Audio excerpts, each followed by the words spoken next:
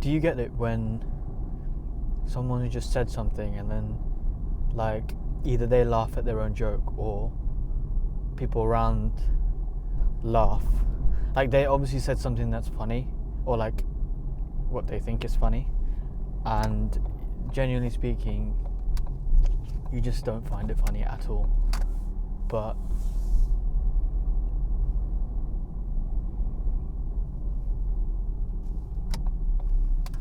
everyone else is laughing, like, and it's kind of like normal to, you're meant to laugh because the joke was meant to be funny, but you just genuinely don't find it funny. I don't know, maybe it's a bad thing that I think of it like that, but it's happened to me way too many times. Like honestly, it just happens quite a bit where, I don't know, where in pretty much any situation, whether it be like with my closest friends, it doesn't really happen because obviously when we're the same kind of like, we have the same kind of sense of humor, or like very similar sense of humor, so whatever kind of joke they make, more likely I will laugh, and vice versa. But when it comes to like new people or people, yeah, mainly new people or just people like you don't know too well, like for example people, it could be people from work, it could be people from school or university or wherever, like people that you wouldn't say like your closest circle of friends, obviously, like you don't see them like day to day kind of thing. But I don't know, whenever like there's jokes around, then I just don't laugh. Like I mean it's not like I don't laugh, it's I just don't find a lot of it funny. um and it's just very awkward. It's very awkward when you're in that situation. This literally happened to me multiple times this week. It happens to me every week, I think. Yeah, literally every week it happens to me. But like you're in a spot where someone says something that's meant to be funny, and I feel like other people are laughing because maybe they genuinely find it funny. Maybe that could be the reason, or they just don't want to make the situation awkward, so they fake laugh. And yeah, I don't know. Like I've fake laughed before. Like, I mean, my fake laugh is just like, that is literally it. Like, I just can't fake laugh. Like, I genuinely can't. I can't fake anything. Like, I feel like if I fake laugh, it's so obvious. You just saw that example. So I personally, I don't even know. Oh man, it's so cringe when I think of it, like look at it back. But I just don't say. I just kind of like smile. That's it. Like I just don't do anything because I don't know. It's just so awkward when these situations happen. Like, what do you do? I don't know. Have you ever done it before? Like, what do you personally do in that situation? I don't know. But I read kind of it's like an article on it online. I just wanted to kind of like research, but then I don't know. They weren't really that. Most of the articles were like how to fake laugh, and I don't want to fake it or anything like that. But maybe it's the introverted inside of me just coming into play, because another similar thing is actually where like I'm at a party or I'm at like an event or something, or just any sort of thing, right? And sometimes I just don't want to be there. Like I genuinely like I'm so drained, and it happens quite a bit because um, I don't know, when you're like mostly introverted, a lot of people think that there's a misconception with being introverted. Like you can be super outgoing and be introverted, um, but introverted doesn't mean being shy or anything like that. It literally means it's basically your energy is kind of can easily be drained. Like the way I kind of like to describe it is, I have like a social battery, and my social battery gets drained very quickly. So I prefer to spend that energy with, well, I prefer to spend the energy wisely, meaning just interact more meaningful with people rather than like I don't have enough energy for me to just go around and like be super extroverted. Like I can't operate like that. I will just burn out quite quickly for the day. So personally speaking, I want to be able to allocate that energy like in a way where I just feel good, you know. So there have been many times where I go to a party or something and I'm just not feeling it. Like it's not the vibe of the party or anything. It's just I'm not personally feeling like I want to be there. Like I just can't be asked. Or it doesn't have to be a party. It can literally just be anything. Like, even if I was to go, just meet people, you know, or on a day out kind of thing. Sometimes I just can't be asked, man. Like, do you get what I mean? Like, you just can't be asked, and I think it's not a bad thing. I generally don't think it's a bad thing, but that's why you just gotta kind of know yourself and how you kind of react to situations, because sometimes I just like to well, I don't like to do this, but sometimes I just suck it up and just be in the situation and kind of like, even though I'm not wanting to be there 100%, I just force myself to be there. But more recently, like over the last couple of months, I actually learned this from one of my close friends. He's very introverted, but like obviously when it comes to people that he knows really well, like me, he's like completely different in the sense that like because he likes to open up when he's close to someone. Like he doesn't really open up or talk to many people when he doesn't know them, and I think that's fair. I guess like that's one end of the spectrum, but he's very close to me, and he likes to open up. We just literally talk about anything, and he's a really chill guy as well. So I noticed that whenever he doesn't want to be in a situation, and he does this all the time. Whenever he doesn't want to be in a situation, he literally just gets up and leaves. Like it's that funny.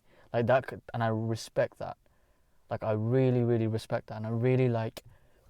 I find that very inspiring, if I'm being honest.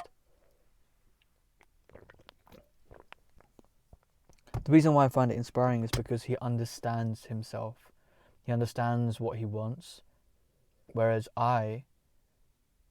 if that was me, which it has been for many times, I would just stay there, even though I don't want to be there. I'd stay there because I kind of feel bad for the people that's there, right? For the people that, like, for example, if I'm visiting someone and I mean, this is quite a bad top. Well, this is kind of like a bad example, but if I'm visiting someone and I've been there for 3-4 hours and just chilled and everything, but I'm really not feeling it, I would just suck it up and stay till the end. Like and the longer I stay, the worse like I feel, you know. Whereas once he feels that, he understands. You know what? All right, I don't need to be here anymore. I'm good. Let me just go. Done. And he does it. And I wanted to be more like him, and like in the sense that I just wanted to be more, understand where my kind of limit is when my social battery is completely drained, and just basically go and recharge, and it's just go and chill by myself and just chill, like just go and put everything aside and just step back. And I've been doing that. The most noticeable situation was like a couple months ago where I'd visited my friend, who lives like for the weekend, who lives so far, well not so far away, like 3 hour drive, 2 hour drive. I visited them with a bunch of other friends for a birthday, and pretty much for the whole day, we were there. We went to get some food. We went to the arcade. We got some drinks, stuff like that. Like we spent most of the day, and then towards the night, I just wasn't feeling well. Like I think I developed like a cold as well, so I wasn't actually feeling well. But if this was me before, I would have just sucked it up, and as a consequence, I would have gotten even more sick the next day.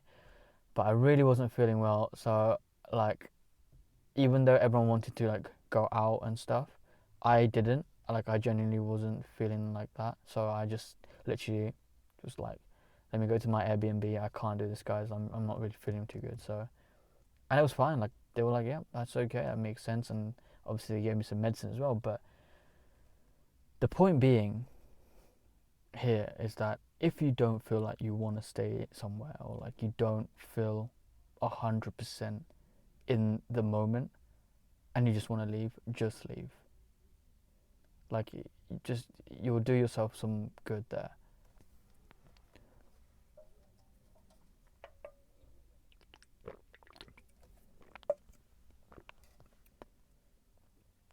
I feel like observing people and just even your close friends, because sometimes it just kind of goes like you just goes unnoticed, right?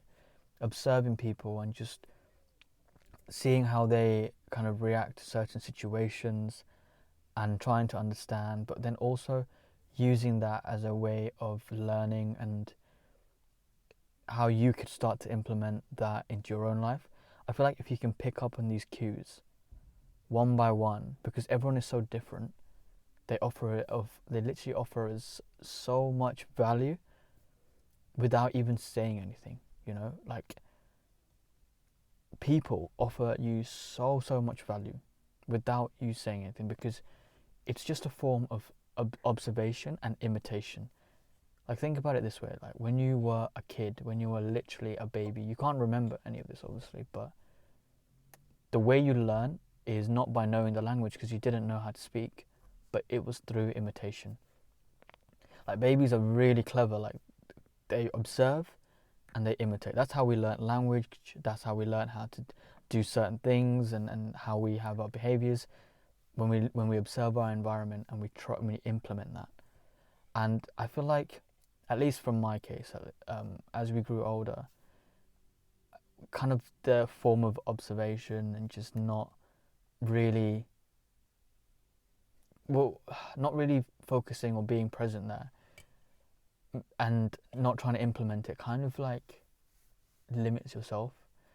So only recently, like I've just been, kind of understanding and just reflecting and how situations are handled differently by different people and trying to adopt them into my life, those features, and seeing if it can benefit me. So for example, that situation where my friend who's very introverted, whereas I would say when I did my personality test, I came as INFP A or J or whatever, which meant I was mostly introverted, but then I also had a fair bit of extroverted as well. So yeah, but what I'm trying to say is I learned from my friend who's very introverted and how he deals with situations when it comes to the thing I just mentioned about knowing yourself and knowing when to, take yourself out of a situation where you're not really feeling 100%.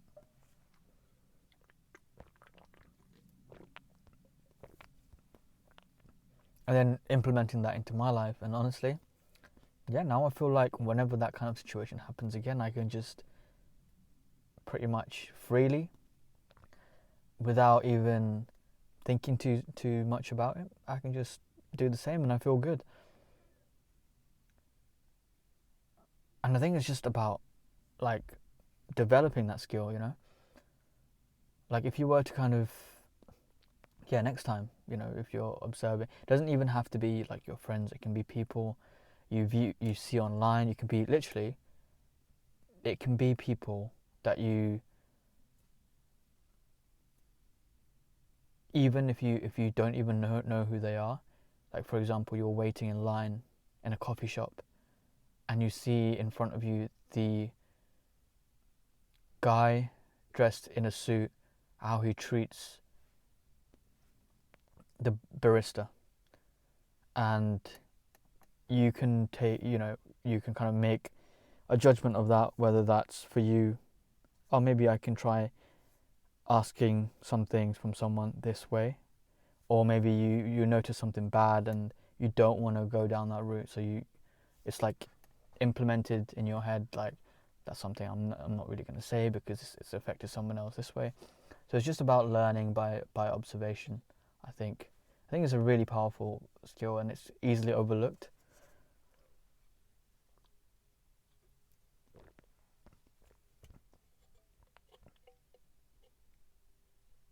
Also, observing yourself, because it's just how you react. Like that, this is more like self-awareness. And one thing that I would really like to develop in me is just a very strong or heightened sense of self-awareness. I think this will take years, but it's for me. It's just something that I would love to have. Like, it's just by completely understanding yourself and how you react to certain situations. So then, when you're faced with a difficult situation, you can maneuver around it. Now, for example, I don't know, I used to be kind of like worried when I'm giving presentations, like at university, for example, and I just don't know why. I don't really. Sometimes I'd like it, but sometimes I wouldn't. And yeah, recently I bought like a Fitbit so I can monitor my heart rate, and I've been giving presentations recently, and I noticed that my heart rate would obviously go up.